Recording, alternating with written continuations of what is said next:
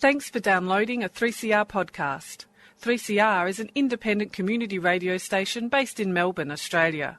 We need your financial support to keep going. Go to www.3cr.org.au for more information and to donate online. Now stay tuned for your 3CR podcast. Evil minds that plot destruction, sorcerer of death's construction, in the fields of bodies burning, as the war machine keeps turning, death and hatred to mankind, poisoning their brainwashed mind. Welcome to the Anarchist World This Week, broadcast across Australia on the National Community Radio Satellite. Listen to the Anarchist World This Week, Australia's sacred cow slaughterhouse. Listen to analysis of local, national, international events. Listen to analysis you'll never hear anywhere else.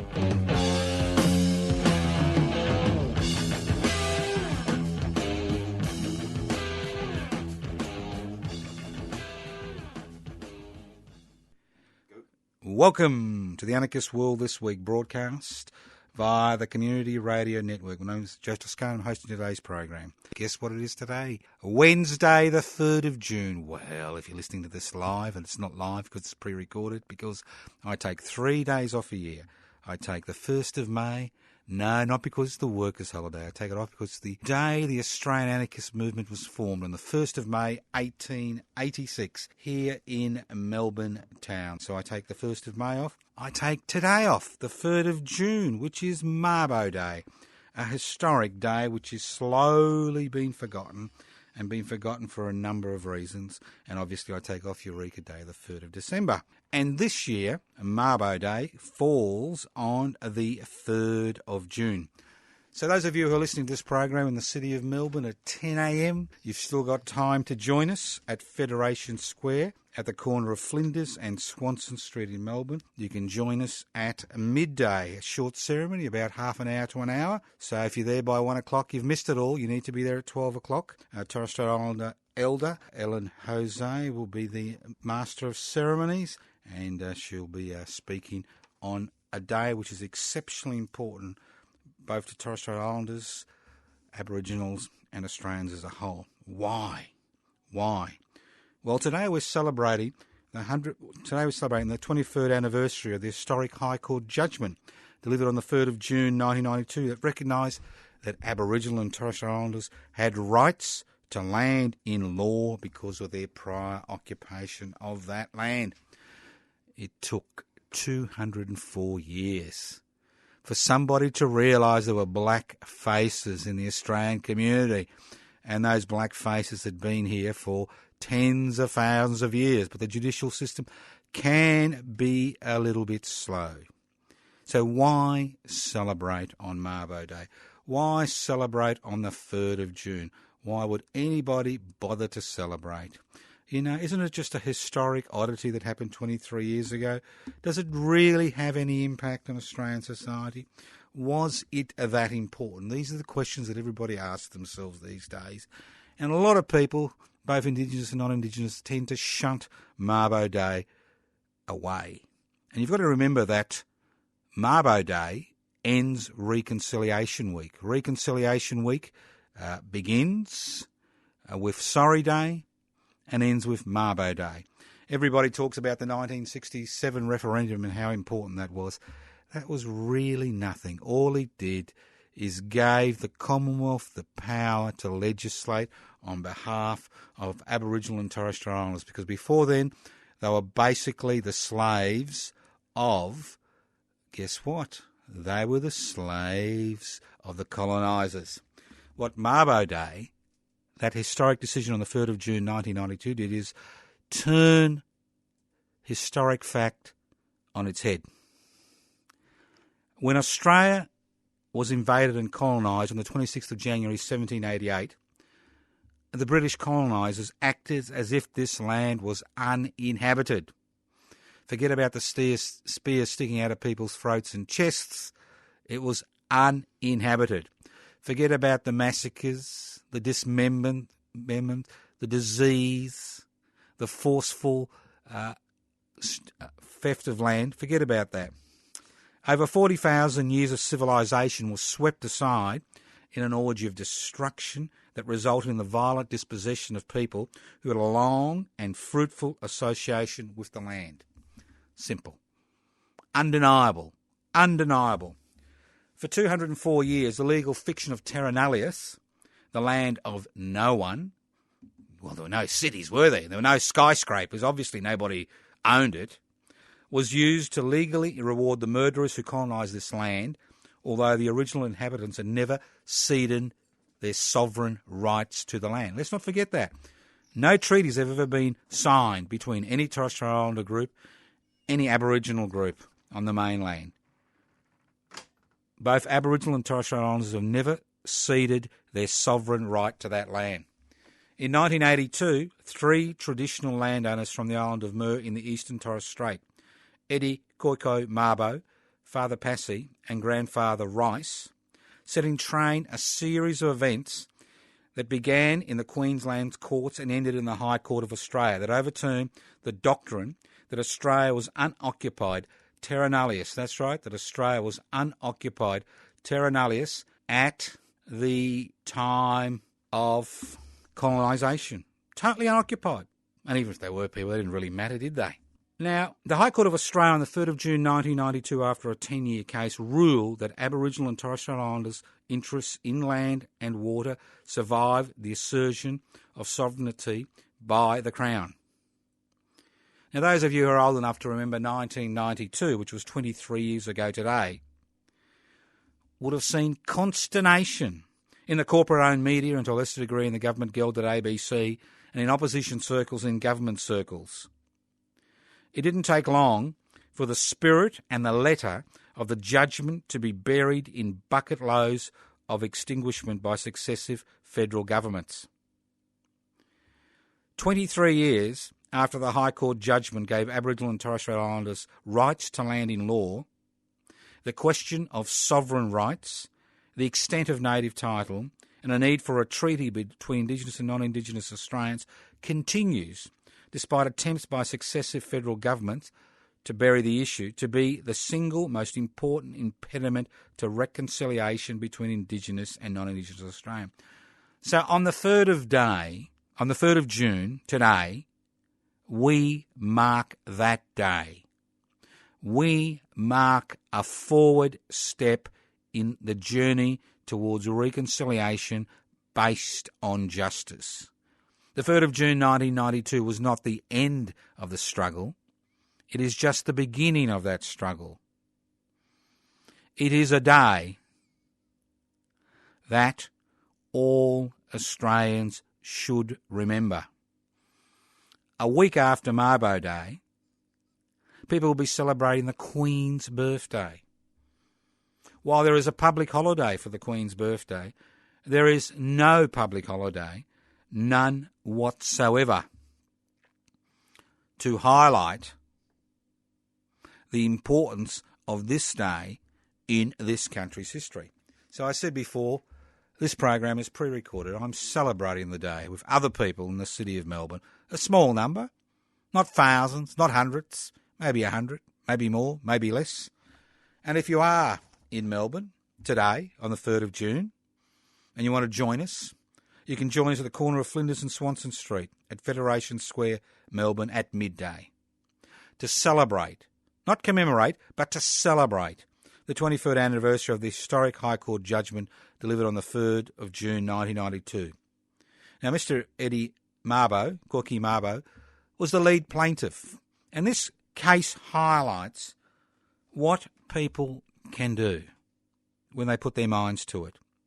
Because Eddie was a gardener at Queensland University, father of 5, a gardener, who'd been expelled from Muir by the authorities because of his rebellious, that was his homeland, because of, in the Eastern Torres Strait, because of his rebellious nature. He'd been banished from the island of Muir. Banished. And he lived, like most Torres Strait Islanders, over 80%, on the mainland of Australia. And while he was a gardener at the University of Queensland in the late 70s and early 80s, he did a little bit of reading, used to get into the library at lunchtime, then asked around, asked for a little bit of advice, and began this 10-year journey, which he never saw come to fruition, because Eddie Koiki Mabo died 5 months before the judgment was delivered on the 3rd of June 1992. And what's interesting about this judgment is how it showed the iron fist in the velvet glove. Because when the judgment was handed down, those of you who are old enough to remember, you would have heard the propaganda about how Aboriginal and Torres Strait Islanders were going to steal people's backyards, that how they were going to take over the whole country, they were going to claim the whole land, that it was the end of property rights as we knew them. That's what people were told. And it didn't take long for the Howard-led government and the National-led opposition by Mr Fisher to attempt to bury the High Court judgment in bucket loads of extinguishment, making it difficult for people to lodge claims, drawing out the process. And fascinatingly, this decision, which challenged the whole question about who owns what on this country and who has rights to land and water in this country, spawned the denial movement, spawned a movement which was bankrolled by the Murdoch media and pushed along by the Howard government, which tried to deny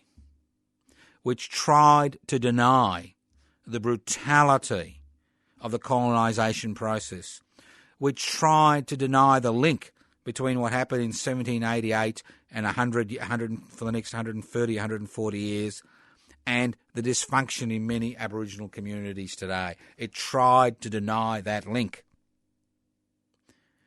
And these people put out some of the most atrocious propaganda about how it wasn't an invasion, there were no massacres, there were very few deaths, it was all very nice, all very agreeable, all very pleasant. Looking at the historical records which are written by the colonisers. Because those of you who've been involved in the Tunnerminnerwait and Maulboyheenner memorial struggle will remember that in 2004, when we launched the Tunnerminnerwait and Maulboyheenner struggle, and in 2006, when we formed the Tunnerminnerwait and Maulboyheenner Commemoration Committee and formed that first on the 20th of January, we made that first commitment to work towards the establishment of a significant monument. This was a political campaign. It was a political campaign which was designed to try to turn back the whitewash, to rub out the whitewash about the colonisation process. And that's what it's about. How can anybody reconcile with anybody who denies what they and their predecessors have done? Because all the rights, the property rights we enjoy today, are directly linked to the dispossession of people that have been here for tens of thousands of years. And to deny that fact, to celebrate the legal fiction of terra nullius, the land of nobody, highlights how far people will go in this country to ensure that they maintain their ill-gotten gains. So Wednesday the 3rd of June, join us. It's not too late. If you're listening to this program in the early hours of the morning on the 3rd of June, it is not too late to write up a sign, go outside, Happy Mabo Day, celebrate that judgment, begin that journey. You listen to The Anarchist World This Week, broadcast across Australia on the Community Radio Network. My name is Joseph Toscano. I'm hosting today's program. That's right. My name is Joseph Toscano, and I'm hosting today's program. If you wonder what anarchy is all about, Anarchist Society is a voluntary, non-hierarchical society based on the creation of political and social structures which are based on equal decision-making power. It's direct democracy, which give all people access to society as well. And it's quite interesting. In the mid-1990s, I designed a regional anarchist flag, because the anarchist flag is black, and not black and white. You know, everybody says the Islamic State is a black flag. They don't. They've got a black flag with lots of white writing. So in the mid-90s, we designed a new anarchist flag for Australia because we have unfinished business in this country. And that is a black flag with 4 stripes. And those 4 stripes are red, one of the primary colours of the Aboriginal flag; blue, one of the primary colours of the Torres Strait Islander flag; yellow, one of the primary colours of the Aboriginal flag; and green, one of the primary colours of the Torres Strait Islander flag, to highlight that unfinished business that exists in this country, that we acknowledge as anarchists that this country has traditional owners, that it has First Nation people, that we have not resolved that issue. We have done nothing to try to heal the festering sore which makes life impossible for so many people on this continent. So, let's move on. Now, hopefully you'll all celebrate the Queen's birthday next week. I'm sure you will. And unfortunately, next week we have... Yes, we'll talk about that next week. That'll be interesting. But currently, as I said before, happy Mabo Day. If you missed out this year, join us next year on the 3rd of June, and we'll be doing this commemoration until the day we die, because it's important that this day is highlighted in the history of this country, that it's not buried away, that it's not shunted aside, that it's not forgotten. It's important that we remember it. Now, a little bit of update on public interest before corporate interest. Things are moving ahead slowly. The key word is slowly, S-L-O-W-L-Y. I encourage you to look at the website. I encourage you to look at the Facebook page. If you like the aims of public interest before corporate interest, the aims are very simple. We aim to ensure the interests of the Australian public are put before the interests of unaccountable corporations whose major responsibility is to create ever-increasing profits for their major shareholders, irrespective of the human, social, environmental and national costs.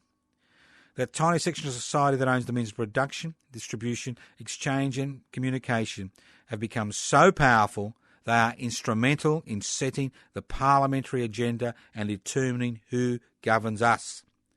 It's time public interests were put before corporate interests. Membership. Membership is open to people of all religious beliefs and those who have no religious beliefs. We welcome people of all races, nationalities, genders and sexual orientation. But we believe all human beings are born with inalienable rights and liberties no government can legislate away or corporations take away. So if you are interested in putting public interest first, if you're interested in joining a political party that wants to do this, that wants to take their struggles right up to Parliament, well then, have a look at the website, pibci.net. Download the application form. Fill it in. pibci.net. Download the application form. Fill it in. Become a member of one of the fastest growing political parties in this country, pibci.net. If you're not computer literate, don't despair. You can write to us at Post Office Box 20, Parkville 3052. Post Office Box 20, Parkville 3052. You can leave messages on 0439 395 489. 0439 395 489. Well, there won't be any riveting, he says, smiling to himself, up-to-date analysis of what's happening right now. But I want to use this program, as it's a pre-recorded program, to actually look at what's been happening for the last 5 or 6 months. Because I think it's important that people begin to understand that governments do have the capacity to change culture. They have capacity to change people. They have the capacity to change things. And when governments don't represent the interests of the people they represent, but represent the interests of unaccountable corporations whose major responsibility is to create ever-increasing profits for their shareholders, we have the usurping of power from the democratic, the so-called parliamentary democracy. Because parliamentary democracy is a very interesting thing. It's a little bit like religious belief. Now, I don't like denigrating people's religious beliefs. Some may think it's a load of crap. I don't tell them it's a load of crap. It's the same with parliamentary democracy, because religious belief and parliamentary democracy are based on one thing: faith. Faith. Doesn't matter what religious belief you have, ultimately it's based on faith. That those words that you take as the words of God or given to somebody else who then has written them down on behalf of God, you really need faith. There's no right or wrong. It's about faith. You believe it. End of story. It's the same with parliamentary democracy. It is one of the few fields of human endeavour which is based on faith, especially in this country. Because in this country, it is impossible for the ordinary citizen, apart from casting a ballot every 3 to 4 years to vote in a political representative, to actually change the nature of the game. Unless you're involved in a mass movement which puts direct pressure on government, it is very hard to change the name of the game. And that's the dilemma regarding parliamentary democracy Australian style. The first issue is there are very few constitutional protections in the Australian Constitution as far as human rights are concerned. So that means the government can give you rights, it can take away those rights. There is no fundamental protection of those rights. And what we've seen over the past 2 or 3 decades is the removal of rights by people who claim that the only way they can make us secure is to remove those very rights that we've won through generations of struggle. So that seems to be the nub of the problem. There is nothing you can do, apart from revolution in between elections, to punish or call to heel a parliamentary representative who lies, who does not fulfil one of their promises, and governments who think election promises are disposable extras in their election campaign. They'll promise anything and deliver nothing. Because all the long-suffering elector can do in Australia is wait for the next election. They can't recall non-performing politicians in between elections. They can't recall them. There is no mechanism by which you can recall them. You can have politicians who change their political parties. They change the colour of their political allegiances, and they can do it legally. They can do it any time they like. No consequences. You've got people who promise you the earth and don't deliver anything and go in a diametrically opposed direction. So that's the limitations of parliamentary democracy. And in a constitutional way, there is no way that the people can actually determine legislative outcome. There are no citizens-initiated referendums in this country. There is no way 10, 15, 20% of citizens can't call for a referendum on a particular issue, and that referendum on that particular issue then becomes constitutional law. No way. The only way the Constitution can be changed in this country is through the party of the majority in both houses of Parliament calling a referendum on a particular question. And obviously, most referendums have failed because politicians have used those referendums in an attempt to extend their own powers over the people of this country. So we've got these huge deficiencies of the parliamentary system. But there is never any debate about reform. There is never any debate about citizens-initiated referendums. There's never any debate about the power of recall. It may be mentioned occasionally and then it's forgotten. I mean, things are so ridiculous in this country that it is a criminal offence not to vote. I've now got 2 criminal convictions, both of them related to the fact that I didn't vote. One in 1998, one in 2015, which I'm in the process of appealing. It's just extraordinary. when you think about it. And why was compulsory voting introduced? Well, it was introduced because people were so disgusted with the antics of the government during World War One that fewer and fewer people immediately post-war bothered to cast a vote. So instead of reforming the political system, what happened is that voting was made compulsory. And even today, 91 years after it was first made compulsory in 1924, we still have over 20% of people who are eligible to vote don't vote informal or not even on the electoral roll. So there is an increasing disillusionment with parliamentary democracy. And unless reforms are introduced, what we will see is Parliament becoming irrelevant as far as the decision-making process is concerned.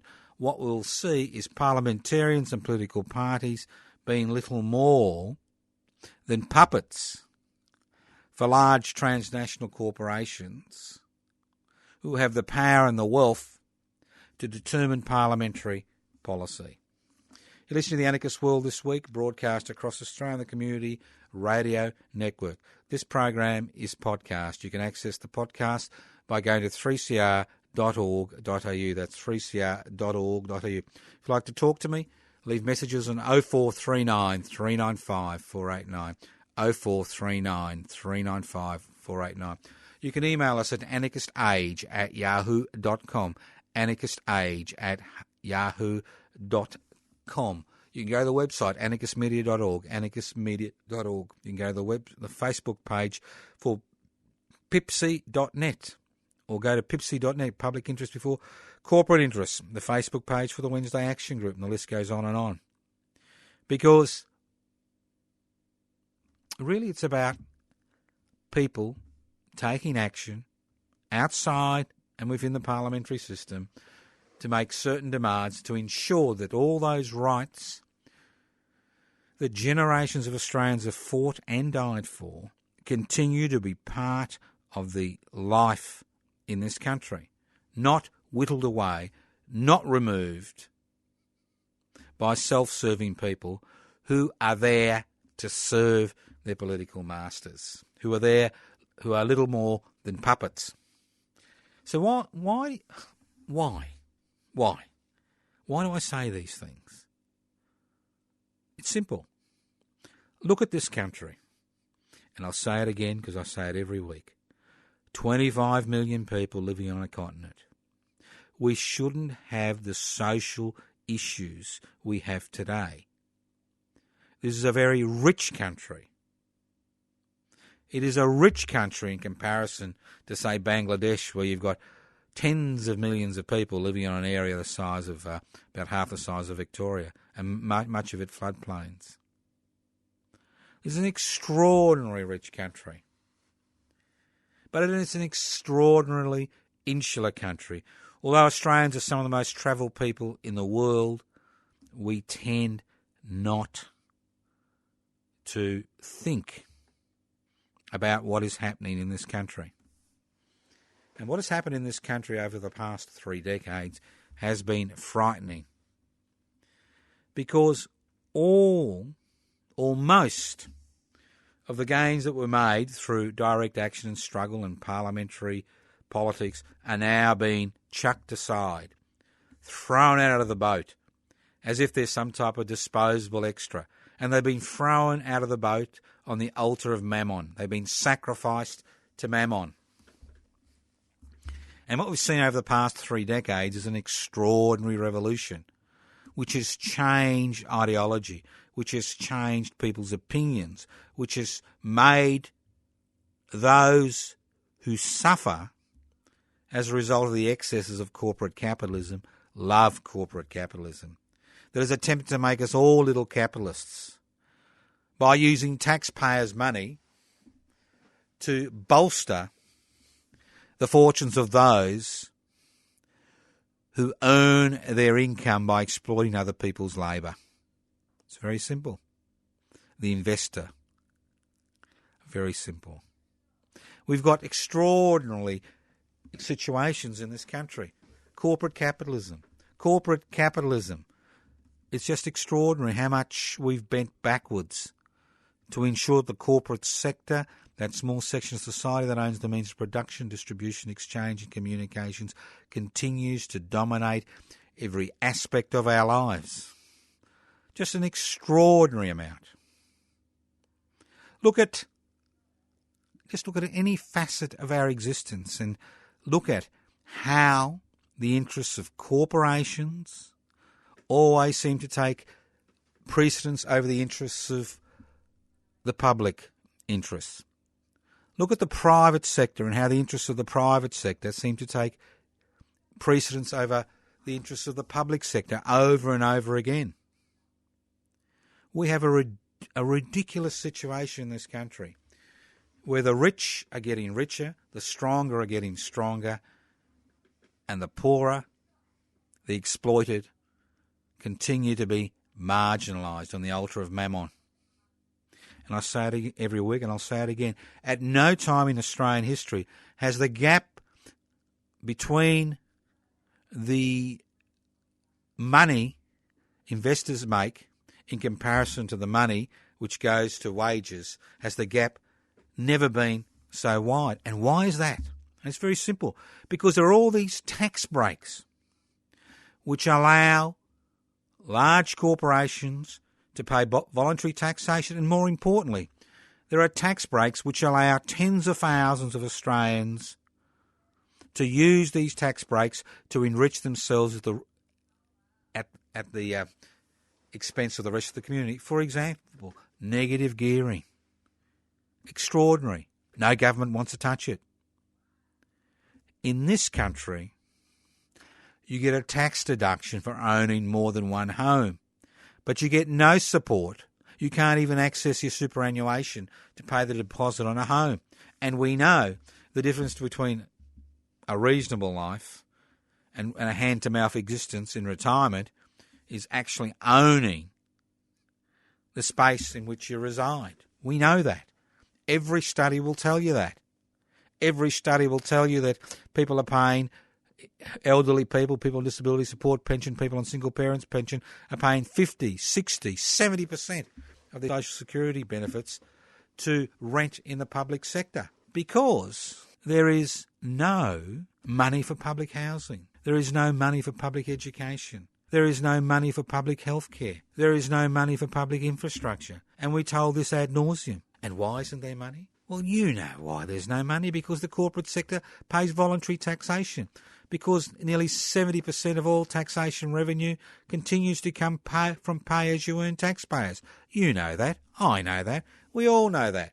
And although governments occasionally are forced to make tut-tut about this state of affairs, there will be no change of legislation to rein in the corporate sector.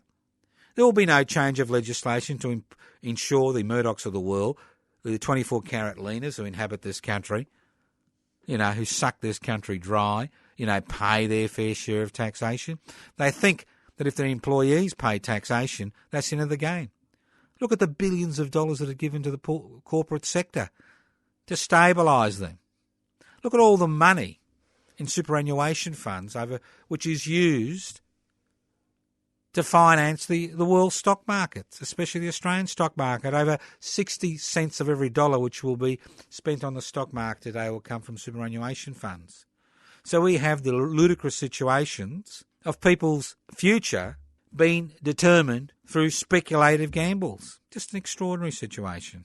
It really is. And then what we've seen over the last 3 decades is not just taxation revenue being gobbled up by the private education sector, the private health sector, through private health insurance rebates, through money which is given to private hospitals, through money which is given to private schools. That's not just the issue. The issue goes far deeper than that. Not only do they rob the public sector to finance the private sector to ensure they have the best education system money can buy.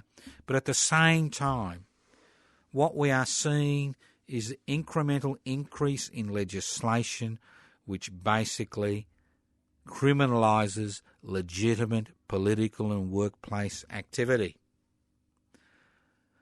we now have a situation in this country where we're removing your labour within outside enterprise bargaining agreement period is a criminal offence. We now have a situation where workers can't even fly the Eureka flag on a work site because it's illegal. We now have a situation where we have special police to deal with trade unions, and the list goes on and on. So we've seen over the last 2 to 3 decades the trade union movement being legislated almost out of existence. At the same time, we have seen governments privatise profit-making initiatives, profit-making enterprises, which have been created through the taxpayer funds over generations, now being almost given away to the private sector. For example, Commonwealth Bank shares, when it was privatised by the Keating Hawke Labor government, shares floated for about $2.84. Now they're in their mid-80s and almost reached $100 a few weeks ago.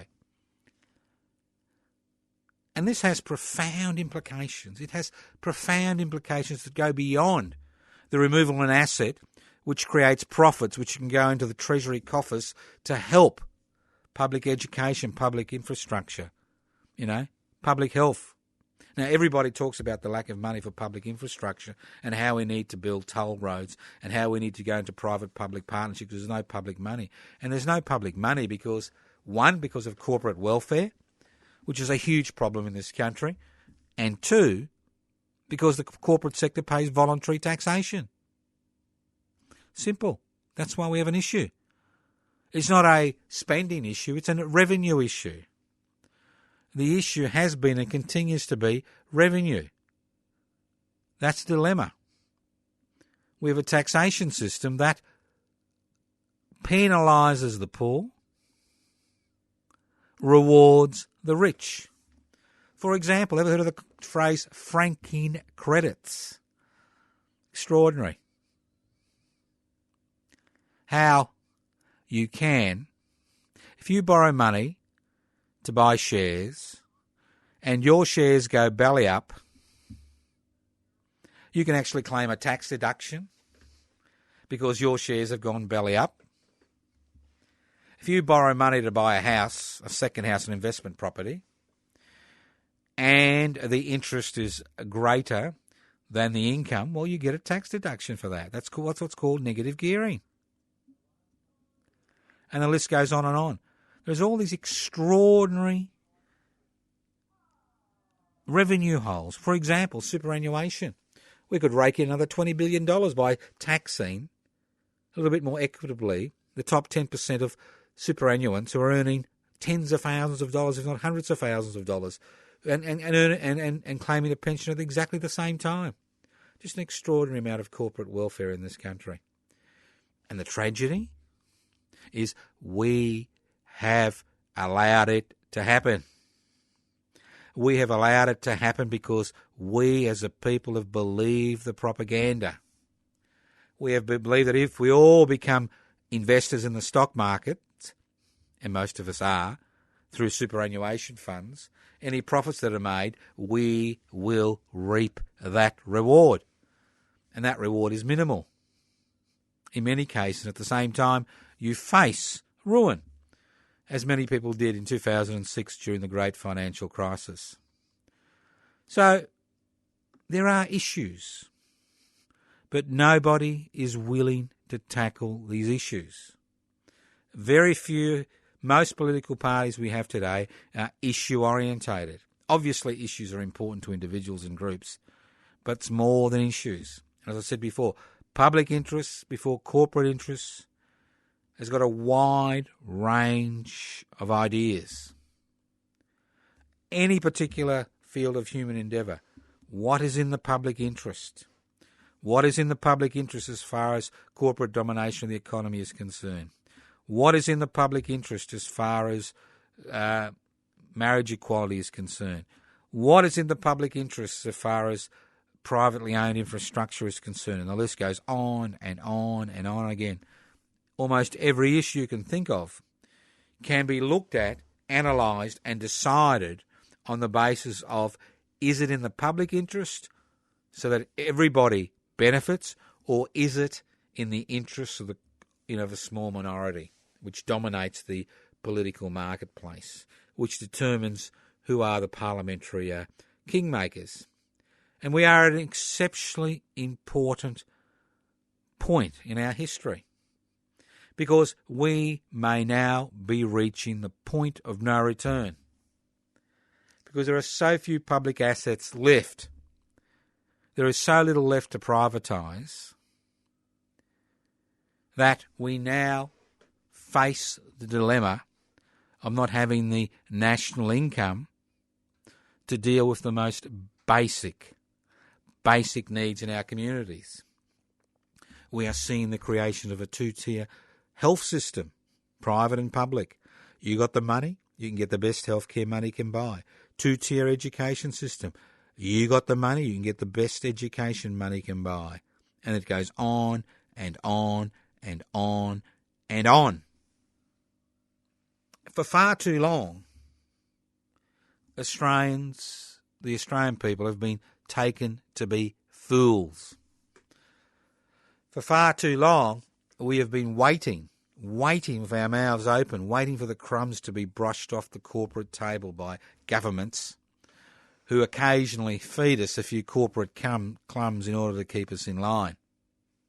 For far too long, we have said this is the way it should be. This is the only way it can be. Private capitalism, corporate capitalism, the cornerstone of civilization. Nothing else matters. We need to do whatever can happen. And across the world, not just in Australia, but across the world, we are seeing the same thing happening. Whether it's sub-Saharan Africa, whether it's Australia, whether it's Switzerland, across the world, we are seeing public interests being denied. We are seeing public interests being secondary. We are seeing that money breaks iron bars. And we are seeing it everywhere. And it's not just an issue of race or colour or gender. It's not just a single issue. It's much more than that. It's not even an issue of class. It's an issue of power.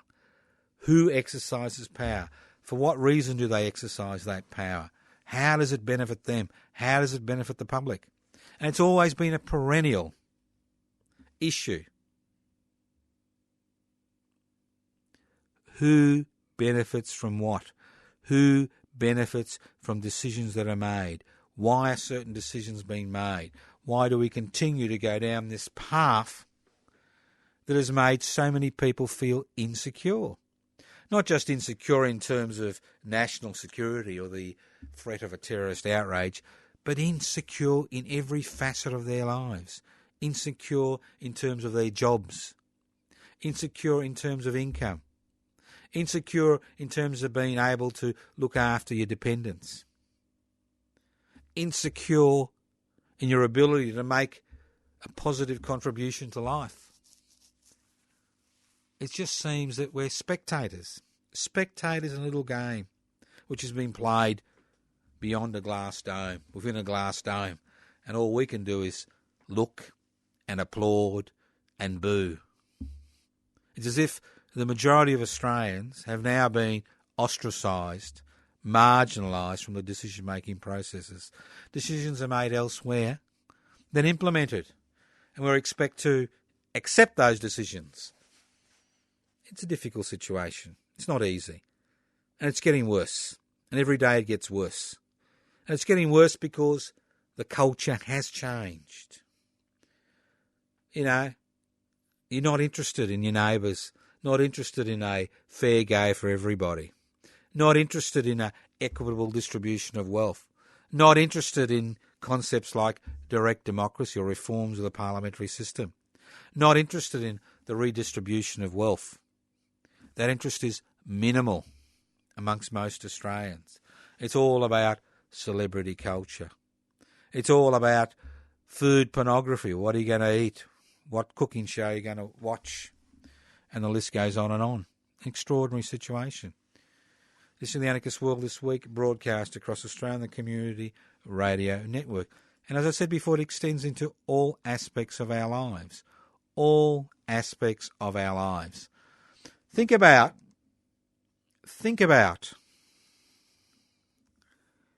what happens to you on a daily basis. Think about what happens if you can't pay the rent or the mortgage. Think about the Social Security safety net which continues, which is currently in play today. Think about who makes real decisions. Think about where we're going. I mean, we can sit here and complain and carp on and carry on and nothing will change. Change comes from people applying pressure. And it's extraordinary that in the 21st century we see so much marginalisation and disillusionment that we see young people flocking to religious fundamentalist movements who have nothing to offer in terms of the struggle for human liberty, who basically offer a drab future based on total obedience to some law written 1,500 years ago or 2,500 years ago or 2,000 years ago, as if these books are the repository of all that's good in the universe. I mean, if you told me 50 years ago when I embarked on this journey that people would be fighting for slavery, they'd be cutting people's throat because they've got different religious beliefs, they would be exterminating people because they're apostate, that we'd see developed countries bombing third world countries into oblivion, that all this would be occurring in our name, I would have laughed at you. But this is what's happening today. This is how foreign policy becomes when you live in a dog-eat-dog world. And nothing highlights this more than our treatment of refugees in this country. A treatment which is endorsed by a majority of Australians. When Tony Abbott said nope, nope, nope, in terms of taking in a few hundred or a few thousand Rohingya refugees who were rotting in Asian oceans, a significant majority of Australians would have said, yes, yes, yes, Tony.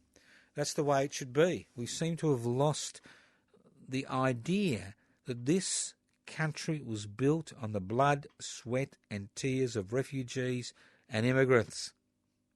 Post the disposition of the colonisation process coming into play, it was industrialised on the back of workers from overseas. It continues to be a high migration country. It continues to put profit before people and people's interests. Quite an extraordinary situation in 2015 that you and I find ourselves in this situation. And as I said before, we find ourselves in this situation because we have allowed this to occur. Because the 24-hour media bombardment about there's only one way. There's no other options. We either fully privatise, fully deregulate, fully corporatise, fully globalise, or we're all going to suffer. And the fact that the world economy is so intertwined and culture and traditions are becoming so intertwined makes it much more difficult. Because we're not dealing with companies and people and boards who've only got their feet in one country, but we're dealing with tarantulas. With feet everywhere, with centipedes and millipedes. With feet everywhere. And it's becoming increasingly difficult to understand what's happening. And even more important, it's becoming increasingly difficult for governments to actually put these people under observation, let alone extract a little bit of money out of them at the end of the year when tax time rolls up. So it's a difficult time, an exceptionally difficult time we currently find ourselves in. It's not easy. It's not easy, and I never said it was going to be easy. So you do have options. We still have options in this country. we still have small areas where we can exercise our freedoms and liberties. We can still congregate openly without too much harassment. We can still raise ideas in the public sphere without being shut down. And to a large degree, these things continue to occur because people value our ability to express our opinion, our ability to ensure that our coal house is functioning so that production can take place. And that's the key. That's the key, that we can continue. But can we? Can we continue to do nothing? Can we continue for the gravy train to arrive? Can we continue not to question what's happening to people as they get older? Can we continue not to question what's happening to young people in this country who find themselves in part-time insecure employment? That's if they can find work. Can we continue not to question the fact that the gap between the haves and the have-nots is increasing? Can we continue to ignore that corporate welfare is a significant drain on the community? Can we continue to support and elect politicians whose primary responsibility is to the corporate kingmakers, who are not interested in their representatives, but who are interested to a significant degree in what the movers and shakers think? Because they know that their political future in a capitalist economy, in a corporate capitalist world, is totally dependent, 100% dependent on people not reacting, on people accepting what is dished up. And the last thing I want you to do is to get up and throw the dish on the floor and say, this is crap. This is unfit for human consumption. I wouldn't even feed it to my dog, these policies, these ideas. This is total madness. For example, 3 trade agreements, which supposedly make cars a little bit cheaper and let you buy a cheaper television and a cheaper pair of shoes. Look at these free trade agreements.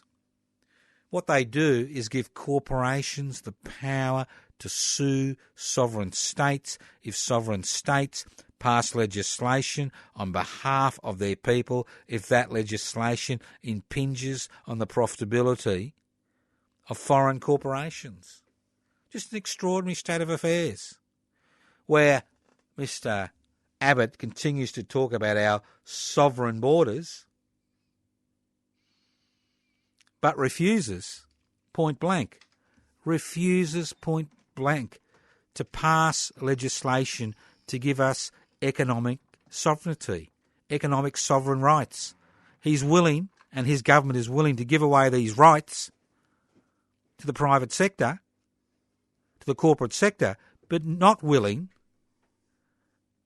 You know, it's just extraordinary situation we find ourselves in. And as I said before, the ball's in your court.